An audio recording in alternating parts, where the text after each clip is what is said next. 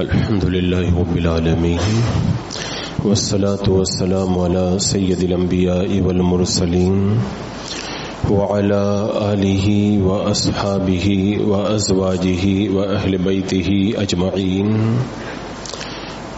أما بعد فأعوذ بالله من الشيطان الرجيم.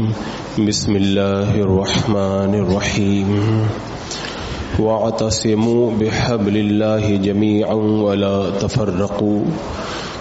صدق الله مولانا العظيم وصدق رسوله النبي الأمين المتين الكريم ونحن على ذلك لمن الشاهدين والشاكرين والحمد لله رب العالمين. حصول برکت کے لیے انتہائی عقیدت و محبت کے ساتھ حضور اکرم سید عالم نور مجسم ارواحنا فدا محمد الرسول اللہ صلی اللہ تعالی علیہ وسلم کی پرنور بارگاہ میں درود و سلام کا ہدیہ پیش کر لیں. اللہم صلی علی سیدنا و شفیعنا و حبیبنا و مولانا محمد وبارک وسلم. صلاۃ و سلام علیک یا رسول اللہ صلی اللہ تعالی علیہ وسلم. ایک سوال رہ کر کے ہماری نگاہوں کے سامنے آتا رہتا ہے کہ آخر مسلمانوں کے درمیان ان مشکل حالات کے اندر جو اختلافات پائے جاتے ہیں، ان اختلافات کی بنیاد کیا ہے، اور سب کچھ ہوتے ہوئے بھی آخر کیا وجہ ہے کہ بڑے شدید جھگڑے اور بڑے شدید اختلافات کا شکار ہے مسلمان. اور اسی میں ایک بنیادی سوال اٹھ کر کے یہ سامنے آتا ہے کہ یہ مسلمانوں کو آپس میں کون لڑاتا ہے. ویسے تو جو منہ پھٹ لوگ ہیں وہ تو صاف طور پہ کہتے ہیں کہ یہ مولانا لوگوں کے جھگڑے ہیں اور یہ مولانا لوگ ان کو آپس میں لڑاتے ہیں. لیکن میں یہ عرض کرنا چاہوں گا کہ آدمی جب پوری معلومات نہ رکھے تو وہ پھر کچھ بھی کہہ سکتا ہے. اگر پوری مکمل معلومات کسی کے سامنے ہو تو پھر وہ جو فیصلہ کرے گا وہ فیصلہ درست اور صحیح فیصلہ ہوگا. آپ حضرات کو یہ تو معلوم ہوگا کہ 1822 سے پہلے، یعنی 200 سال سے زیادہ کا عرصہ گزر گیا، 1822 سے پہلے ہندوستان کے اندر کوئی اختلاف نہیں تھا، کوئی جھگڑا نہیں تھا، کسی طرح کا مسلمانوں میں کوئی آپس میں انتشار نہیں تھا. اس وقت بنگلہ دیش بھی ہندوستان میں شامل تھا، پاکستان بھی یہیں پہ تھا، اور بھی دیگر بہت سارے علاقے جو ہندوستان کا حصہ تھے. سب آپس میں بڑی محبت کے ساتھ میں رہتے تھے. ایک شیعہ فرقہ تھا، ان کا سب کچھ اپنا الگ تھا، ورنہ سنی صحیح العقیدہ مسلمان پورے بر صغیر میں پھیلے ہوئے تھے. کسی طرح کا کوئی جھگڑا نہیں، کوئی اختلاف نہیں، نہ نماز جنازہ کا اختلاف، نہ شادی بیاہ کا اختلاف، نہ دعوت اور ذبیحہ کا اختلاف، اور نہ کسی کا رد اور کسی کی مخالفت کا کوئی جھگڑا، کچھ بھی نہیں تھا. یہ جو کچھ بھی آج ہماری نگاہوں کے سامنے پورا منظر نامہ آیا ہوا ہے، اس کی بنیاد 1822 کے بعد میں پڑی ہے. اور اگر آپ نے تاریخ اور ہسٹری کو تھوڑا پڑھا ہوگا تو اتنا تو آپ حضرات کو معلوم ہی ہوگا، یہی وہ زمانہ ہے جب انگریز بہادر ہندوستان کے اندر قدم رکھ رہا تھا.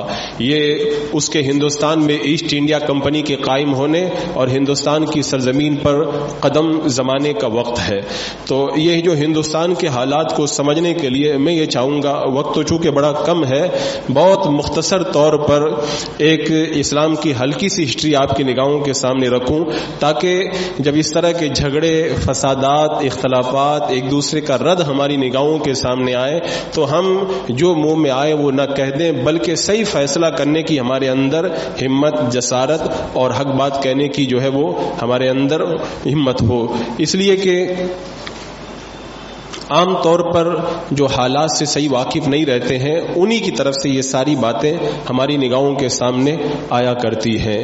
تو میں اس کے لیے آپ حضرات کے سامنے وہ منظرنامہ رکھوں گا جب اللہ کے رسول علیہ السلام کے زمانے کے بعد سے لے کر کے پہلی جنگ عظیم اور دوسری جنگ عظیم تک، یعنی 1917 اور 1924 تک خلافت اسلامیہ اگرچہ برائے نام ہی صحیح پوری دنیا کے اندر قائم تھی، اور اس دور کے اندر جو خلافت اسلامیہ تھی وہ خلافت عثمانیہ کے نام سے جانی اور پہچانی جاتی تھی، اگرچہ ان صدیوں میں درمیان کے اندر کچھ رابطہ ٹوٹا اور کچھ خلاف ہوا۔ یہود و نصارہ اسلام دشمن طاقتوں کو ہمیشہ یہی بات کھلتی رہی کہ مسلمانوں کی خلافت کا خاتمہ کیسے کیا جائے، اس لیے کہ مسلمان دنیا کے اندر جن حالات میں بھی ہو، کہیں پر بھی بٹے ہوئے ہو، اگر ہندوستان کے مسلمان کو تکلیف ہوتی تھی تو خلافت سے آواز اٹھتی تھی، اگر دنیا کے کسی کونے کے اندر اللہ کے رسول علیہ السلام کی شان میں کوئی اگر گستاخی کرتا تھا خلافت سے آواز اٹھتی تھی، اگر دنیا کے اندر کوئی مسلمان کہیں پر ستایا جاتا تھا تو خلافت سے آواز اٹھتی تھی۔ تو یہود و نصاروں کا ایک ٹارگیٹ تھا کہ مسلمانوں کی جو خلافت ہے اس کو ختم کیا جائے، تاکہ ہر معاملے کے اندر جو خلافت سے آواز اٹھتی ہے اس آواز کے اندر ساری دنیا کے مسلمان جو ہے وہ اٹھ کر کے کھڑے ہو جاتے ہیں، یہ سلسلہ بند ہو جائے۔ تو اس کے لیے باضابطہ طور پر ایک پلاننگ تیار ہوئی کہ خلافت کا خاتمہ کیسے کیا جائے، تو اس کے لیے جاسوسوں کی ایک ٹیم تیار کی گئی۔ یہ جو میں آگے جو میں بول رہا ہوں یہ میری اپنی کہانی نہیں ہے، یہ جب بڑی جنگ ہوئی تھی جنگ عظیم، اس زمانے کے اندر جاسوس کی جو ڈائری پکڑی گئی تھی اس ڈائری کے اندر یہ ساری باتیں لکھی ہوئی ہیں۔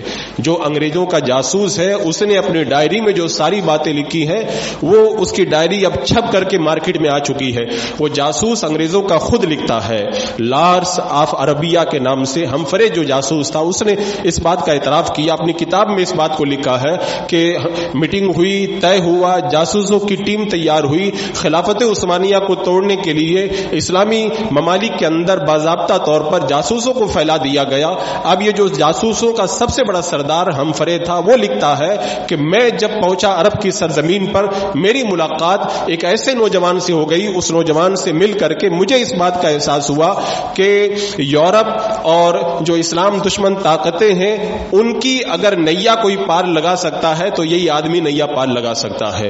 بولے میں اس سے ملا، میں نے اس سے بات چیت کی تو مجھے اس بات کا اندازہ ہوا، حضرت امام اعظم کو بھی برا کہتا تھا، امام شافعی، امام مالک، امام احمد بن حنبل کو بھی برا بلا کہتا تھا، اللہ کے رسول علیہ الصلوۃ والسلام کے حوالے سے بھی اس کے نظریات بہت اچھے نہیں تھے اور بڑا آزاد نوجوان تھا۔ ہم پر جاسوس اپنی ڈائری میں لکھتا، مجھے اس وقت اس بات کا یقین ہو گیا کہ اگر یورپ کے فارمولے کو کامیابی سے ہمکنار کرنا ہے تو اسی نوجوان کو تیار کرنا ہوگا، یہی جو ہے وہ کچھ کام کا آدمی لگتا ہے۔ اور پھر اس نے بتایا، میں برابر اس نوجوان سے ملتا رہا، برابر میری ملاقاتیں ہوتی رہی، میں اس کو اس طرح سے جو ہے وہ شیشے کے اندر اتارتا رہا کہ آگے چل کر کے تمہیں بڑا بادشاہ بنایا جائے گا، تم ہی اسلام کو بچا سکتے ہو، تم ہی اسلام کی جو ہے وہ بڑی خدمت انجام دے سکتے ہو۔ میں شیشے میں اتارتا رہا، اس کا ذہن بدلتا رہا، یہاں تک کہ وہ پورے طور پر میرے قابو میں آ گیا۔ کھلم کھلا اسلام کی مسلمہ تعلیمات کے خلاف وہ بولتا تھا، علماء فقہاء کے خلاف بولتا تھا، صحابہ تک بھی پہنچ جاتا تھا۔ اس نوجوان کا نام تھا محمد ابن عبد الوہاب، یہ نجد کی سرزمین پر رہنے والا تھا۔ اب جب اس کو اس نے تیار کیا اپنے علاقے کے اندر، وہ کھلم کھلا جب فتنہ و فساد بپا کرنے لگا، یہ لوگ کہتے ہیں نا مولانا لوگ آپس میں لڑاتے ہیں، میں بتاتا ہوں لڑائی کی شروعات یہاں سے ہوتی ہے، جو آپ کو پتہ نہیں ہے اور اس کی وجہ سے جو منہ میں آتا ہے وہ آپ کہہ دیتے ہیں۔ اس نے باضابطہ طور پر اپنے علاقے کے اندر لڑائی کا ماحول بنایا، مسجدوں میں چلا جاتا، مسلمانوں کے درمیان فتنہ بفا کرتا، کوئی مزار ملتا تو مزار کو توڑنے کی کوشش کرتا۔ اس علاقے کے لوگوں نے نجد سے اس کو نکال دیا۔ جب نجد سے یہ نکلا تو پاس ہی میں ایک علاقہ تھا، اس علاقے کا نام تھا درعیہ، وہاں پر یہ پہنچا، اس علاقے کا امیر تھا ابن سعود۔ اب اس جاسوس کی کارکردگی سے محمد ابن عبد الوہاب نجدی اور ابن سعود حاکم درعیہ کے درمیان آپس کے اندر معاہدہ ہوا اور یہ طے ہوا، دونوں کے درمیان یہ طے ہوا کہ مذہب ابن عبد الوہاب کا ہوگا اور تلوار ابن سعود کی ہوگی، اور اسی کو لے کر کے انہوں نے باضابطہ طور پر اپنے کام کو آگے بڑھایا۔ اس زمانے کے اندر اس نے ایک کتاب لکھی تھی، اس کتاب کا نام تھا کتاب التوحید۔ یہ وہ کتاب التوحید ہے جسے سعودی حکومت آج بھی ہزاروں کی تعداد میں چھاپتی ہے، لوگوں کے اندر تقسیم کرتی ہے، اور اس نے جو نظریات پیش کیے تھے معاذ اللہ کے رسول علیہ السلام کی شان کے اندر گستاخی کی. یہ میں 18ویں صدی کی باتیں آپ کے سامنے رکھ رہا ہوں جن کو 200 سال سے زیادہ کا عرصہ گزر گیا ہے.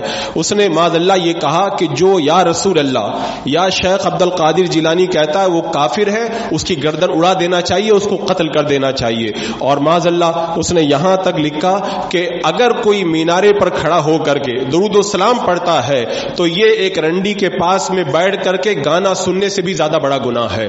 اس طرح سے اس نے اتنے سخت کلمات لکھ کے باضابطہ طور پر لوگوں کو تیار کیا. لیکن اب مسئلہ یہ تھا کہ مسلمانوں کو جب آپس میں لڑانا ہے تو لڑائی تو کوئی کرے گا نہیں، تو اس نے پھر آگے چل کر کے یہ فتویٰ دیا کہ اس آسمان کے نیچے، اس نیلے آسمان کے نیچے جتنے بھی لوگ ہیں ان میں سے کوئی مسلمان نہیں ہے، سب مشرک ہو چکے ہیں اور سب کو قتل کرنا حلال ہے، اور جو ان کو قتل کرے گا اللہ کی بارگاہ کے اندر وہ بڑا عظیم رتبہ پائے گا.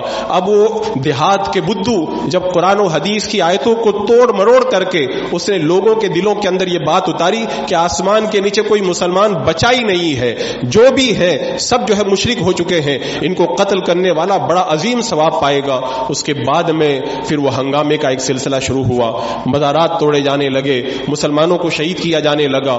یہ ایک بڑی لمبی داستان ہے، اس مختصر سے وقت کے اندر اس پوری داستان کو سمیٹا نہیں جا سکتا. اور میں اس کا ایک دوسرا پہلو آپ کے سامنے رکھتا ہوں کہ جب دنیا کے پردے پر جرمن حکومت ابھر کر کے سامنے آنے لگی، اس زمانے میں برطانیہ، فرانس اور روس بڑی طاقتیں تھی. جرمن کا ابھرنا ان کو پسند نہیں آیا اور پھر باضابطہ طور پر ایک جنگ چھڑی. اس جنگ کے اندر خلافت عثمانیہ نے جرمن کا ساتھ دیا اور اللہ کی مرضی ایسی ہوئی کہ اس جنگ کے اندر جرمن کو بھی ہار ہوئی اور خلافت عثمانیہ کے بھی ٹکڑے ہو گئے. اور پھر آگے چل کر کے وہ ایک پلان تیار ہوا کہ مسلم ممالک کے اوپر کیسے جو ہے وہ قابو پایا جائے. تو اس وقت دو طرح کی حالتیں تھی. کچھ ایسے علاقے تھے جہاں پر یہود و نصارہ، فرانس اور روس اور برطانیہ ڈائریکٹ حکومت کر سکتے تھے، وہ خود کرنے لگے. لیکن کچھ علاقے وہ تھے جہاں پر ان کا بس نہیں چلتا تھا، وہاں پر انہی نجدیوں کو انہوں نے آگے بڑھایا کہ مسلمانوں کو لڑاؤ، ان کو آپس میں انتشار پیدا کرو، انہیں ہماری طرف مت آنے دو، آپس میں الجھا کر کے رکھو. اب یہ سلسلہ کتنا آگے بڑھا وہ ساری داستان تو میں نہیں بتا سکتا، بس آپ اتنا سمجھ لیں ان نجدیوں نے پھر باضابطہ طور پر اسلامی ممالک کے اوپر تخت و تاراج کرنا شروع کیا. جب انہوں نے کربلا پہ حملہ کیا، نجدیوں نے امام حسین رضی اللہ تعالیٰ عنہ کا مزار مبارک شہید کیا، شہداء کے مزار مبارک شہید کیے. کربلا سے لے کر کے بصرہ تک ساری زمین کو انہوں نے خون سے لال کر دیا. اور پھر وہ وقت آیا جب انہوں نے مکۃ المکرمہ کے اوپر حملہ کیا، خانہ کعبہ کا غلاف انہوں نے جلایا، خانہ کعبہ کے اندر جو ہے بڑی بے حرمتیاں کی، جتنے بھی صحابہ کرام کے مزارات تھے سارے مزارات انہوں نے شہید کیے. یہ ساری باتیں ان کی تاریخ میں آج بھی لکھی ہوئی ہیں، موجود ہیں. عورتوں کو قتل کیا، بچوں کو ماؤں کے سینوں پہ لٹا کر کے انہوں نے ذبح کیا، اور نہ جانے کس کس طریقے سے انہوں نے ظلم و ستم کیا. اور جب سارے مکہ میں یہ خون کی ہولی کھیل چکے، اس کے بعد میں سارے جو مسلمان بچ گئے تھے ان کو جمع کیا، اور جمع کرنے کے بعد میں معاذ اللہ اس وقت ان نجدیوں کے افسر نے یہ اعلان کیا تھا کہ اللہ نے اپنے بندے کی مدد فرمائی. یعنی اللہ کے رسول علیہ السلام نے جب مکہ فتح کیا تھا تو جو کلمات آپ نے کہے تھے ان نجدیوں نے مسلمانوں کے خون سے ہولی کھیلنے کے بعد میں وہی کلمات کہے کہ آج اللہ نے اپنے بندے کی مدد فرمائی اور دشمنوں کو اللہ نے شکست دے دی، معاذ اللہ رب العالمین. اور پھر یہ اعلان کر دیا گیا جو بھی وہابی نہیں ہوگا اس کو قتل کر دیا جائے گا، اس عورت کی عزت کو تار تار کیا جائے گا، ان کے بچوں کو غلام بنا لیا جائے گا. یہ 2 سال تک سلسلہ چلتا رہا. 2 سال کے بعد میں پھر انہوں نے مدینہ منورہ پہ حملہ کیا. مدینہ منورہ میں مسجد نبوی کے ساتھ میں انہوں نے جو کیا، یزید نے بھی اتنی بے حرمتی نہیں کی تھی جتنی بے حرمتی ان وہابی نجدیوں نے اس وقت مسجد نبوی کے اندر کی. صحابہ کرام کے مزارات کو شہید کیا، ازواج مطہرات کے مزارات مزارات کو شہید کیا، حضرت امیر حمزہ کے قبہ مبارک کو توڑا، عظمت معاب مقدس خواتین کی جو ہے وہ اس مقدس مزارات کو انہوں نے جو ہے وہ توڑ پھوڑ کر کے رکھا، نہ جانے کیا کچھ کیا. آخر کے اندر ان کا ایک بدبخت گنبد خضرا پہ چڑھا تاکہ گنبد خضرا کو شہید کر دیا جائے. اللہ نے جو اوپر چڑھے تھے ان پر آسمان سے شعلہ بھیجا اور سب کے سب جل کر کے راکھ ہو گئے. ابن عبد الوہاب نجدی کہا کرتا تھا اس وقت دنیا میں سب سے بڑا بت جو ہے وہ معاذ اللہ کے رسول علیہ السلام کا روزہ ہے.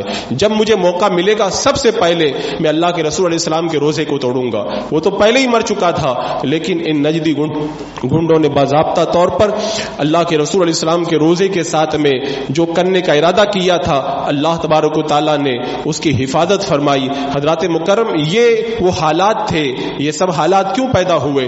خلافت عثمانیہ کو توڑنے کے لیے. اور پھر ان نجدیوں کی ان حرکتوں کی وجہ سے 1924 کے اندر مصطفیٰ کمال پاشا اتا ترک کے ذریعے خلافت عثمانیہ کا خاتمہ ہو گیا. 1300 سال تک جو خلافت چلی آئی تھی وہ دنیا سے مٹا دی گئی. یہ اتنا بڑا حادثہ ہے، آج 100 سال کے بعد بھی اس کے زخم جو ہے وہ مسلمانوں کے اندر موجود ہے. اب یہ حالات انہوں نے پوری دنیائی لیول کے اوپر قائم کیے. اب اس کے بعد میں جب 1822 کے زمانے میں جب انگریز یہاں پہ قابو پایا تو اس وقت 1857 کی جو حالات ہیں اور اس سے پہلے کے حالات ہیں آپ ان کو پڑھیں. یہ اسماعیل دہلوی جو ایک بڑے عزت دار گھرانے شاہ ولی اللہ محدث دہلوی رحمۃ اللہ تعالی علیہ کے گھرانے کا فرد تھا. انگریزوں کو یہ معلوم تھا کہ ہندوستان کی سرزمین پر اگر ہمیں یہاں پہ قابو پانا ہے تو وہی طریقہ کرنا ہوگا جو طریقہ ہم نے خلافت عثمانیہ کو توڑنے کے لیے کیا ہے. یعنی ایک ایسے آدمی کو تیار کرنا ہوگا جو مسلمانوں کو آپس کے اندر لڑائے. اب اس کے لیے اسماعیل دہلوی کو خریدا گیا اور اسماعیل دہلوی نے ایک کتاب لکھی جس کا نام تھا تقویۃ الایمان. اس کتاب کے اندر معاذ اللہ اس نے لکھا، اللہ اکبر، اس نے لکھا کہ اللہ کو مان، اللہ کے سوا کسی کو نہ مان. اور اس نے ایک جگہ اپنی دوسری کتاب میں یہاں تک لکھا اللہ تعالیٰ جھوٹ بول سکتا ہے، اللہ کے رسول علیہ السلام مر کر کے مٹی میں مل گئے ہیں. اور اس طرح سے اس نے کتنی بکواسیں کی. اس وقت ان کے چاچا حضرت شاہ عبد العزیز محدث دہلوی رحمۃ اللہ تعالی علیہ تھے. انہوں نے کہا کہ میرا بھتیجا اس کے عقائد صحیح نہیں ہے، اگر اللہ نے مجھے تندرستی دی تو میں خود اس کا رد کروں گا. اب آپ دیکھیں یہ کتاب جب اس نے لکھی تو جو لندن کا سب سے بڑا جو ادارہ ہے ایشیاٹک رائل سوسائٹی، اس نے اس کتاب کو انگریزی میں ترجمہ کرایا اور پورے ہندوستان کے اندر اس کتاب کو انگریزوں نے مفت میں تقسیم کیا. یہ سوچنے والی بات ہے، انگریز کو مسلمانوں سے اتنی محبت کہ وہ ایک جو ہے وہ اتنی گستاخیوں سے لکھی ہوئی کتاب کو بڑی آسانی کے ساتھ میں مفت پورے ہندوستان کے اندر تقسیم کروا رہی ہے. اب میں آپ کو جو آگے بتانے جا رہا ہوں یہ جملہ سننے کے لائق ہے. آج لوگ کہتے ہیں کہ یہ مولوی لوگ آپس میں لڑاتے ہیں. یہ تقویۃ الایمان جب اس نے لکھنے کے بعد میں اس نے اپنے ملنے والوں کو جمع کیا. یہ جو بات میں کہنے جا رہا ہوں میں اپنی طرف سے نہیں کہہ رہا ہوں، انہوں نے خود اپنی کتاب کے اندر یہ بات لکھی ہے کہ اسماعیل دہلوی نے سب کو جمع کیا اور جمع کرنے کے بعد کہا کہ میں نے یہ کتاب لکھی ہے اور اس کتاب کے اندر میں نے شرک خفی کو شرک جلی کر دیا. اور اس نے یہ بھی کہا کہ مجھے یہ توقع ہے کہ جب یہ کتاب چھپے گی تو مسلمانوں کے اندر جھگڑا ہوگا، فساد ہوگا، لیکن مجھے توقع ہے کہ لڑیں گے بھڑیں گے، بعد میں جا کے خود بخود ان کا دماغ صحیح ہو جائے گا. اور اس نے کہا تھا اس کے اندر میں نے بڑا تشدد کر دیا ہے. اب آپ سوچ کر کے بتائیں کہ جو کتاب لکھی گئی ہندوستان کی سرزمین پر، وہ لکھنے والا مصنف خود اپنی زبان سے اقرار کر رہا ہے، بند کمرے کے اندر اپنے دوستوں سے کہہ رہا ہے یہ کتاب چھپواؤں کہ نہ چھپواؤں، کیونکہ یہ کتاب جب چھپے گی مسلمان آپس میں لڑیں گے، انتشار ہوگا، اختلاف ہوگا اور پھر بعد میں جو ہے وہ آپس میں لڑ بھیڑ کر کے صحیح ہو جائیں گے. کچھ لوگوں نے کہا مت چھپواؤ، کچھ نے کہا نہیں اس کو چھپواؤ. اور انگریز بھی یہی چاہتا تھا یہ کتاب چھپ کر کے مارکیٹ میں آئے تاکہ لوگوں کے اندر انتشار پیدا ہو. دیکھو جھگڑا کرنے کی بات کہاں سے شروع ہو رہی ہے. جب وہ کتاب چھپ کر کے مارکیٹ میں آئی پورے ہندوستان کے اندر اس کے خلاف وبال مچ گیا. جگہ جگہ مناظروں کا ماحول بنا، جگہ جگہ جو ہے وہ لوگوں کے اندر انتشار پیدا ہونے لگا. حضرات مکرم یہ وہ اختلاف کی بنیاد تھی جو 1822 کے بعد میں ہندوستان کی سرزمین سرزمین پر اسماعیل دہلوی کے ذریعے انگریزوں نے رکھی، اس کے بعد میں دوسرا کام انگریزوں نے یہ کیا کہ اسماعیل دہلوی اور اس کے پیر سید احمد کو جو ہے وہ مسلمانوں کے خلاف لڑنے کے لیے باضابطہ ہتھیار دے کر کے جو ہے وہ بالا کوٹ کی طرف روانہ کیا. یہ باتیں بھی خود ان کی اپنی کتابوں کے اندر موجود ہیں، جو پڑھنا چاہے ان کتابوں کے اندر خود پڑھ سکتا ہے. اور پھر اس کے بعد میں اللہ تبارک و تعالیٰ کا کرنا ایسا ہوا کہ وہ دونوں بدبخت اپنے انجام کو پہنچے. اور اسماعیل دہلوی نے یہ بات کہی تھی کہ جو میرے پیر سید احمد کا مرید نہ ہو وہ کافر ہے.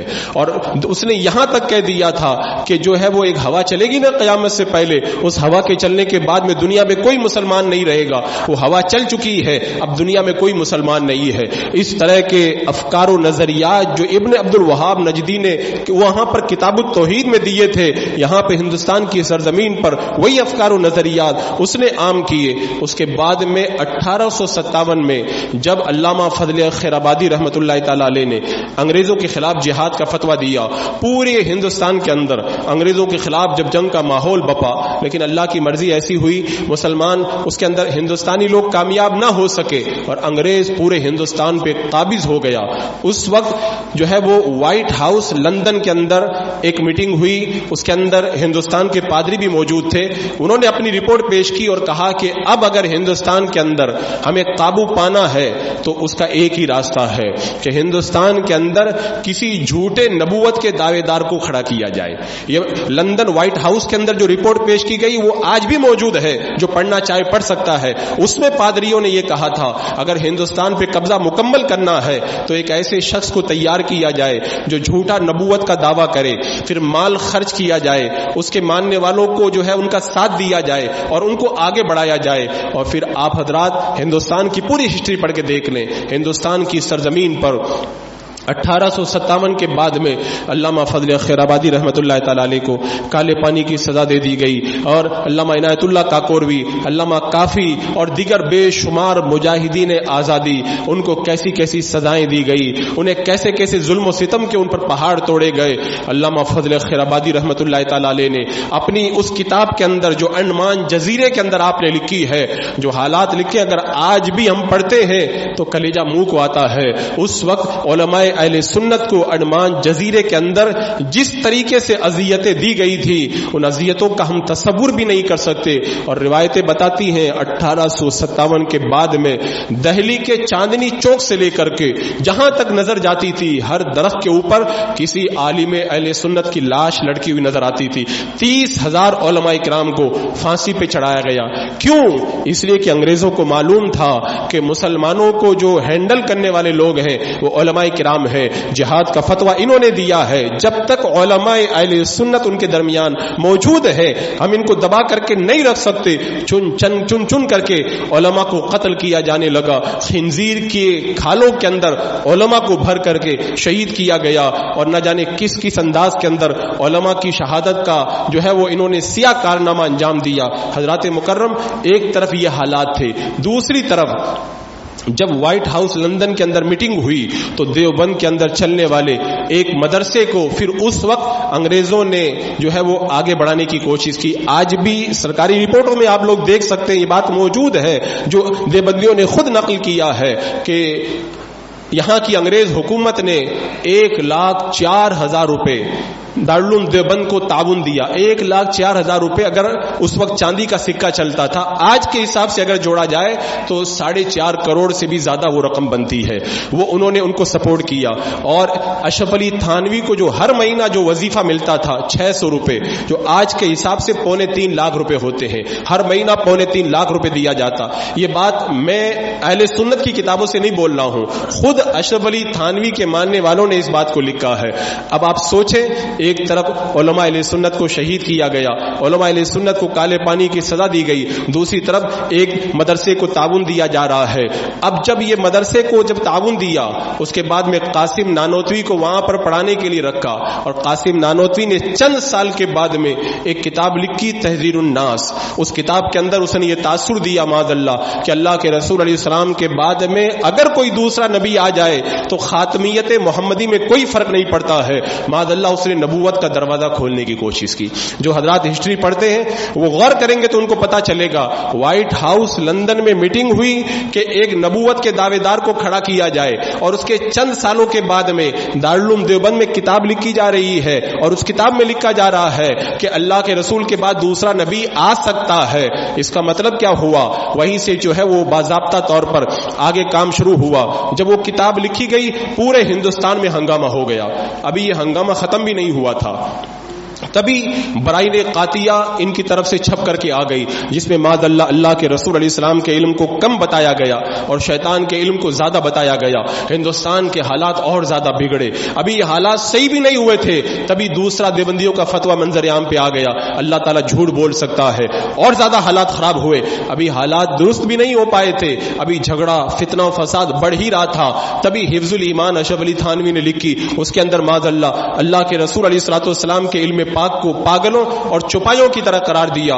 پورا ہندوستان آگ کے شعلوں میں آ گیا, جگہ جگہ فتنہ و فساد کا ماحول پیدا ہوا. مسلمان آپس کے اندر لڑائی جھگڑے کا شکار ہونے لگے. میں آپ سے پوچھنا چاہتا ہوں, جو لوگ ہم سے سوال کرتے ہیں کہ یہ جھگڑا کون کرواتا ہے, میں کہتا ہوں 1822 سے پہلے جب کوئی جھگڑا نہیں تھا, کوئی اختلاف نہیں تھا, کچھ نہیں تھا, یہ سارا جھگڑا کہاں سے آیا, یہ سارا اختلاف کہاں سے آیا؟ تم نے ہسٹری نہیں پڑھی, تاریخ نہیں پڑھی. یہ تاریخ پڑھو گے تو تم کو پتا چلے گا کہ اختلاف کی بنیاد کس نے رکھی ہے.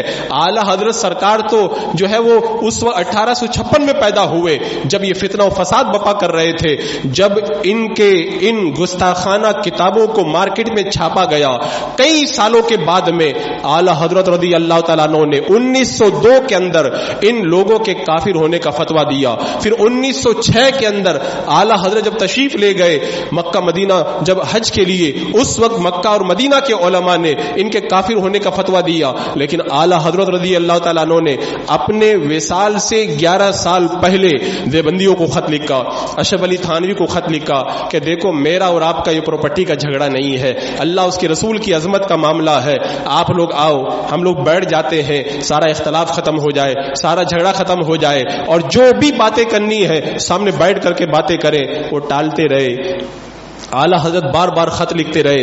اشرف علی تھانوی کو خط لکھا کہ دیکھو مان جاؤ, اتنا زیادہ جو ہے وہ تکبر پہ نہ آؤ, آخر جو ہے وہ لوگوں کا تو خیال رکھو, لوگوں میں انتشار ہے, لوگوں میں فساد ہے, لوگوں کے اندر جو ہے وہ بے چینی ہے, اس بے چینی کو دور کرنے کے لیے آؤ ایک جگہ بیٹھ جاتے ہیں, اور جو ہے وہ دین قرآن و سنت کی روشنی کے اندر صحیح طور پر گفتگو کر لی جائے. لیکن جو اختلاف بڑھانا چاہتے تھے وہ لوگ بیٹھنے کے لیے تیار نہ ہوئے, اور وہ دنیا سے چلے گئے, اپنی قبروں میں بھگت رہے ہیں. اور جو اختلاف وہ پیدا کر کے گئے تھے آج بھی وہ اختلاف امت مسلمہ کے لیے ناسور بنا ہوا ہے. حضرات مکرم, یہ سوچنے والی بات ہے, چند مولویوں کا جھگڑا تھا, پوری امت کیوں انتشار کا شکار ہوئی؟ تو اس کی وجہ صرف اور صرف یہ ہے, اگر چند مولویوں کا یہ جھگڑا ہوتا تو جہاں سے شروع ہوا تھا وہیں پہ ختم ہو جاتا, وہ مولوی مرتے وہیں پہ فتنہ دب جاتا. لیکن اس فتنے کو باضابطہ طور پر لاکھوں روپے کا تعاون, کروڑوں روپے کا تعاون انگریز کر رہے تھے, اور انگریز نہیں چاہتے تھے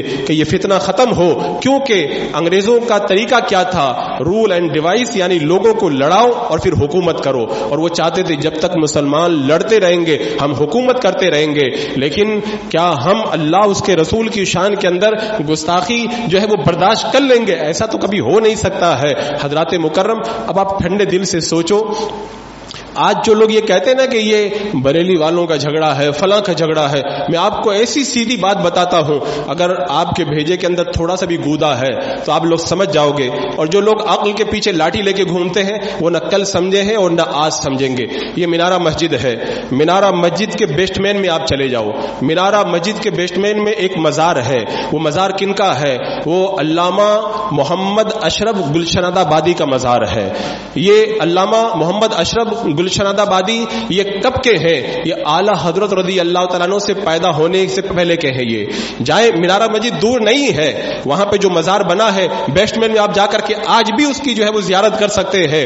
ان میں جو مزار صاحب مزار ہے محمد اشرف گلشن آبادی, انہوں نے کتاب لکھی تھی. کتاب معلوم ہے کس سن میں لکھی تھی؟ اعلی حضرت کے پیدا ہونے سے 9 سال پہلے، یعنی 1848 کے اندر انہوں نے کتاب لکھی تھی.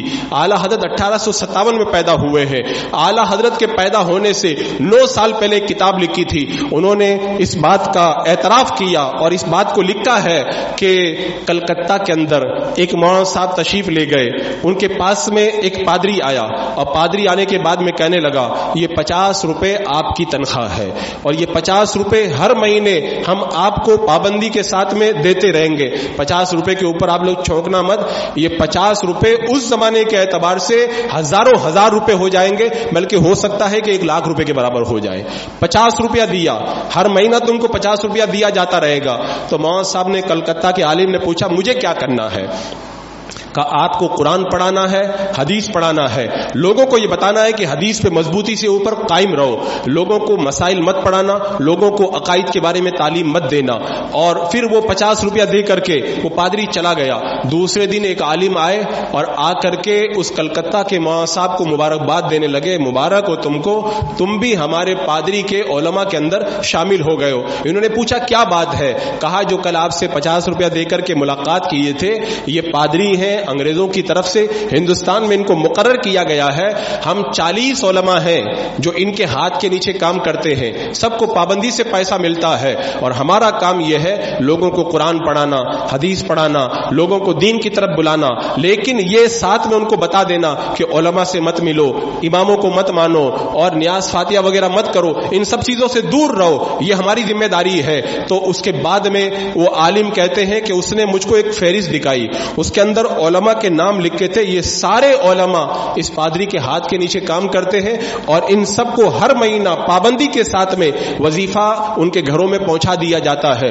ان کا بیان عالم کا جب میں نے لسٹ کے اندر نام دیکھے تو میرے ہاتھوں کے طوطے اڑ گئے کہ بڑے بڑے علماء کام کرنے والوں کی لسٹ کے اندر شامل تھے. وہ کہتے 50 روپے نکال کر کے میں نے اس کے منہ پہ مارے، کہا ایسی گندی نوکری مجھ کو نہیں کرنی، ایسی پادری کی گندی نوکری مجھ کو نہیں کرنی.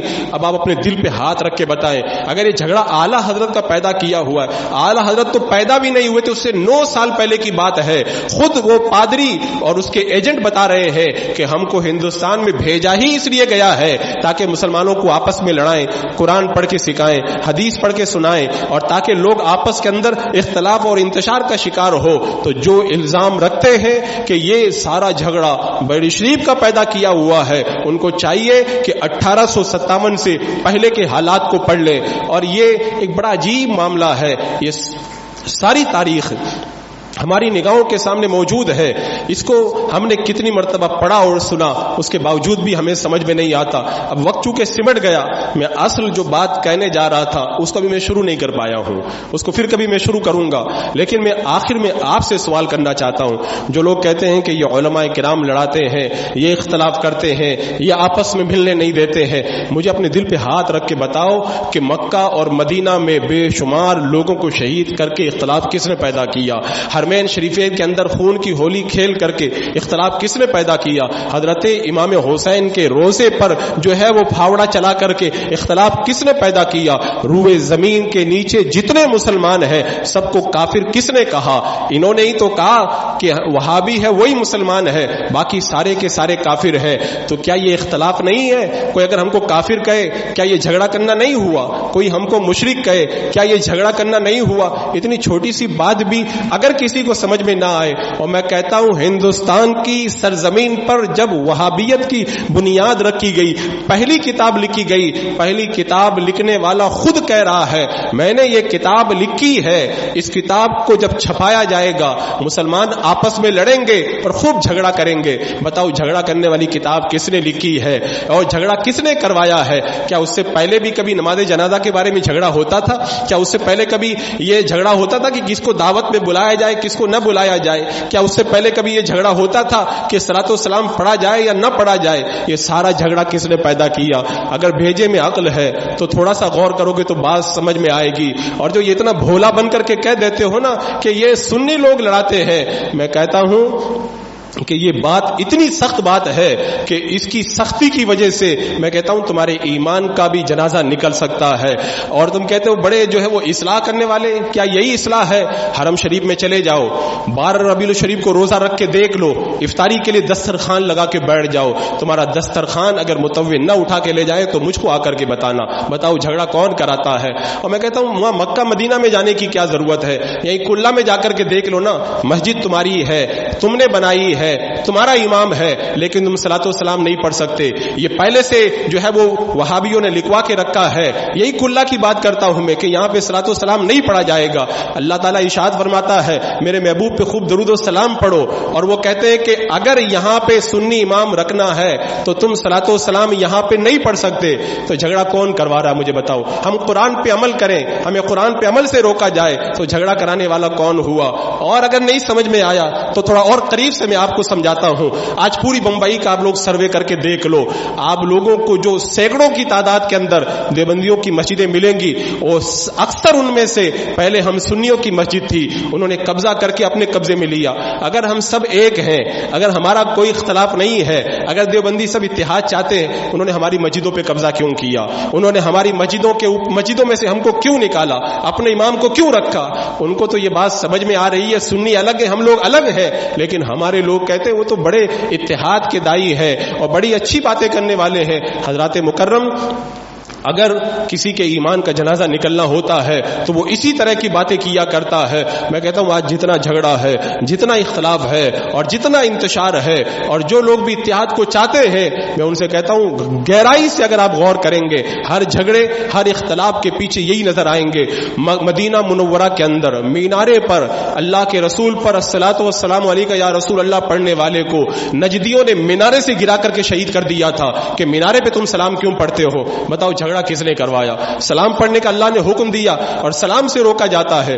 اگر کوئی اشہد ان محمد رسول اللہ پر انگوٹھا چوم لے تو اس کے انگوٹھوں کو کاٹ دیا گیا. کیوں کاٹا گیا؟ کیوں کاٹا گیا؟ جب حضرت ابو بکر صدیق نے ایسا کیا ہے, ہم کو ایسا کرنے سے روکا گیا. بتاؤ جھگڑا کون کروا رہا ہے؟ حضرات مکرم, صرف ایسے کہہ کے نکل جانے سے کام نہیں چلے گا. قیامت بھی آنی ہے اور میدان قیامت بھی بپا ہونا ہے, اور میدان قیامت کے اندر سب کی حاضری ہونی ہے. اعلی حضرت رضی اللہ تعالیٰ عنہ تو بہت بعد میں پیدا ہوئے, یہ جھگڑا کرانے والی کتاب تو بہت پہلے لکھ دی گئی, بہت پہلے جو منظر عام پہ آ گئی تھی, اور یہ سب کچھ بہت پہلے ہو چکا تھا. اور اگر کوئی بندہ اب بھی نہ سمجھے تو نہ سمجھے, یہ اس کی سمجھ کا قصور ہے, ورنہ تو ہمارے علماء فیصلہ کر کے چلے گئے. حضرت امام ابو یوسف رحمت اللہ تعالی علیہ کا ایک شاگرد تھا بشر مریسی. جب وہ گمراہ ہو گیا اور گمراہ ہو کر کے جب مرا, اس کو جس دن دفن کیا گیا اسی قبرستان کے ایک نوجوان کو اس کے گھر والوں نے خواب میں دیکھا, وہ بوڑھا ہو گیا ہے. گھر والوں نے پوچھا تو جوان تھا, تو کیسے بوڑھا ہو گیا؟ بولے آج ایک گمراہ کو جب اس قبرستان کے اندر دفن کیا گیا تو قبر نے جو ہے وہ جہنم میں اتنی زور سے آواز نکالی, اس آواز اور چنگاڑ کی وجہ سے قبرستان میں جتنے جوان تھے سب کے سب بوڑھے ہو گئے.